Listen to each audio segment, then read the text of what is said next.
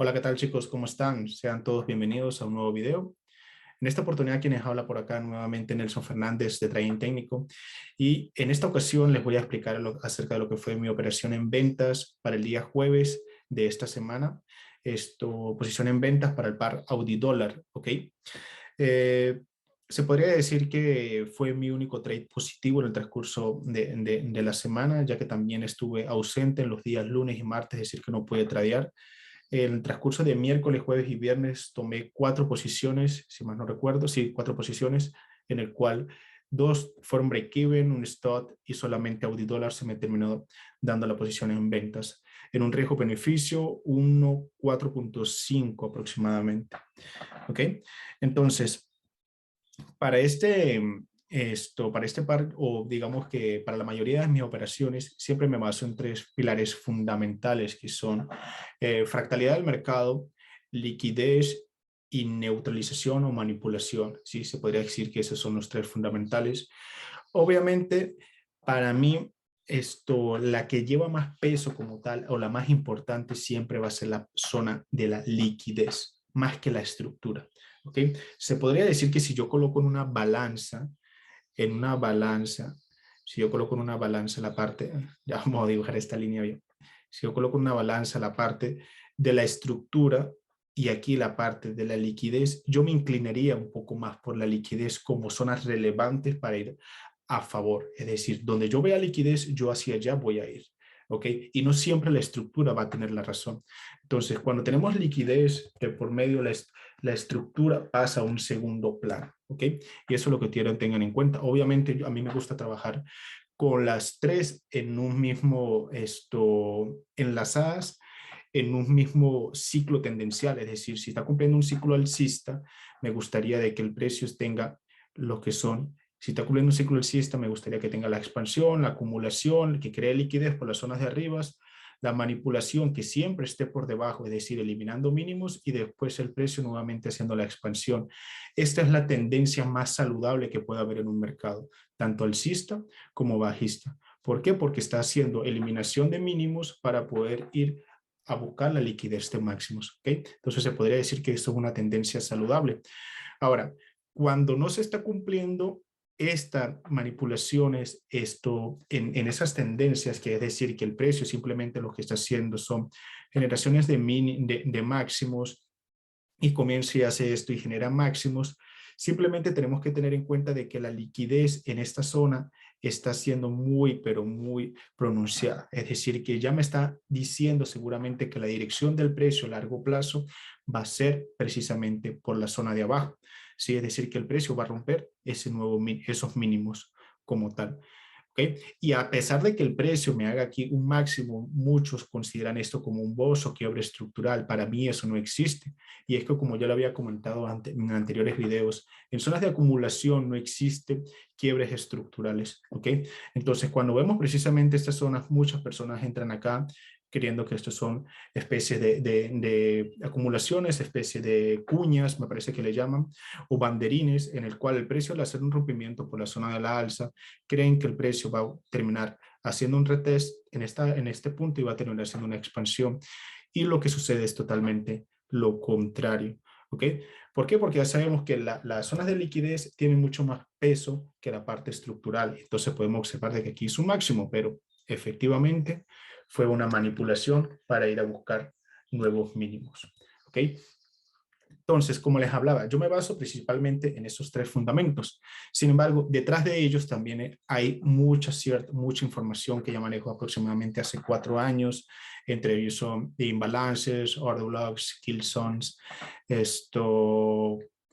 mucha otra información tipo patrones, mucha información que de por sí pues me ha llegado a tener este tipo de confianza en lo que son estas entradas, ¿no? Sin embargo, les voy a explicar un momentico acá más o menos qué fue lo que estoy tomando. Ok, para la sesión de Nueva York, precisamente fue que llegué a tomar esa entrada, sesión de Londres. Bueno, yo en este caso, pues como estoy en Madrid, me da la oportunidad de operar sesión de Londres, sesión de Nueva York. Sin embargo, yo, por ejemplo, si vengo con una tendencia bajista, principalmente, yo necesito ver una tendencia saludable, como les venía diciendo. Entonces, para que sea una tendencia saludable, yo necesito captar inmediatamente dónde están o dónde se encuentran las manipulaciones y dónde está la liquidez. Si yo no capto dónde está la manipulación, resulta de que yo al entrar al mercado, precisamente yo pasaré seguramente a hacer la liquidez. ¿Ok? Entonces, yo por eso normalmente mis entradas o mis operaciones son en puntos en donde yo busco ser precisamente parte de esa manipulación. Es decir, que si yo sé que el precio va a ir a neutralizar estos máximos, entonces yo termino entrando en estas operaciones. Por eso mi entrada la mayoría de veces, digo la mayoría porque no todas, son casi en mecha y con un stop loss precisamente reducido. Entonces, se venía aproximando a lo que era sesión de Londres en la apertura, y normalmente la sesión de Londres sucede algo muy particular, y es que, por ejemplo, cuando antes de iniciar lo que es la sesión, justamente a esta hora, cuando el precio está haciendo una expansión hacia la alza, antes de iniciar lo que es la sesión, él seguramente dentro de la sesión va a ser algo totalmente contrario a lo que venía haciendo fuera de sesión. ¿Sí? Yo esto se le podría decir que es como si estuviera formando o acomodándose el precio para lo que le espera dentro de la sesión. Es decir, que si vamos a tener un movimiento hacia la alza fuera de sesión y aquí justamente esta hora va a iniciar la sesión, seguramente vamos a ver un movimiento totalmente bajista, totalmente contrario. Esto normalmente no quiere decir que siempre va a suceder, pero hay unas mayores probabilidades y por eso nosotros de repente podemos esperar algún tipo de correlación para tomar ese tipo de posiciones. Sin embargo, por ejemplo, aquí teníamos yo lo que eran unos mínimos, ¿sí? Unos mínimos, nosotros veníamos completamente alcistas. Sin embargo, si yo me voy a mano izquierda, yo no tendría una zona de punto de interés importante en el cual yo tenía esto, tendría relevancia como para tomarlo y marcarla como una zona de oferta. Sin embargo, yo estaba esperando a ver qué era lo que ocurría acá para tomar cierta entrada. Entonces, si yo me voy a 3 minutos aproximadamente, vámonos a 3 minutos. Acá, 3 minutos. Cuando él tomó esta fuerza alcista fuera de sesión, yo vine y dije también, bueno, dentro de sesión hay probabilidades de que el precio vaya a tener un movimiento totalmente hacia la baja. Resulta de que, por ejemplo, en este punto se podría haber tomado un trade, ¿no? Un trade justamente, pero yo no estuve ausente durante las primeras horas de Londres. Yo aproximadamente las tomé, o sea, fue por acá, ¿sí? Aproximadamente por acá en esta área, cuando ya tomé lo que fue la posición de Londres. Sin embargo, lo que ocurrió fue que el precio pues me hizo una especie de acumulación. Si podemos observar lo que son máximos, mínimos, máximos, mínimos, máximos, hasta que de repente me hace una especie de quiebre estructural, y lo podrías relacionarse esto con lo que es una neutralización de máximos, un quiebre estructural, y aquí claramente se podría haber hecho alguna operación precisamente en ventas. ¿Sí? Una posición en ventas que seguramente podría haber sido hasta esta zona, y esto hubiera tomado ganancias precisamente en esta área, e incluso estamos operando en lo que es en un área muy importante ya como lo es la apertura a la sesión de Londres. Obviamente, después de eso el precio hace un movimiento totalmente hacia la alza, ¿sí? Lo cual provocó un reversal, y si tuvieran estado en esa posición en venta, seguramente lo hubiera sacado tal vez en break-even. Y después de eso el precio terminó haciendo lo que es un nuevo movimiento totalmente bajista, lo cual podría estar haciendo lo que es una nueva manipulación por el área de arriba. ¿Sí? Entonces ya tenemos lo que es un nuevo voz bajista en este punto, hablando acerca de lo que es esta fractalidad. Obviamente hay una fractalidad mayor, que es seguramente esto. Ahora, sin embargo, al hacer ese mínimo, al hacer esa neutralización y a generar todo este movimiento, toda esta expansión completamente hacia la baja, ya estaba generando ahí un punto de interés en el cual yo podría buscarlo o marcarlo hacia la derecha como una posición de futuras ventas. Entonces, eso fue lo que yo marqué hacia este punto. Si no me equivoco, un bloque de órdenes en 1 minuto que yo tenía marcado en ese punto. Ahora, lo que más me llamó la atención es precisamente que cuando el precio llegó a este punto de este mínimo, resulta lo que me generó fue una acumulación, ¿sí? Entonces, algo me estaba indicando de que seguramente acá, con 2 mínimos iguales, esta acumulación que había en este punto y seguramente después el precio cuando hizo esta expansión y volvió a caer acá, ya me estaba dando cierta dirección del precio, que era lo que le decía, hacia donde está la liquidez, para mí es la dirección del precio a largo plazo. Entonces, yo ya estaba teniendo en cuenta de que, bueno, venimos bajistas, tengo liquidez por el área de abajo, seguramente el precio en algún momento va a ir a buscar lo que es esa liquidez y vamos a seguir cumpliendo con lo que es un ciclo bajista, que es expansión, expansión, voy a dibujárselo acá, que es expansión, acumulaciones, neutralizaciones por el área de arriba y nuevamente una expansión. ¿Ok? Entonces, vuelve el precio, hace un nuevo movimiento hacia la alza. Quienes toman esto como una zona de neutralización, un de punto de interés, pues pudieran haberlo hecho y el precio hubiera tenido una posición en ventas. ¿Sí?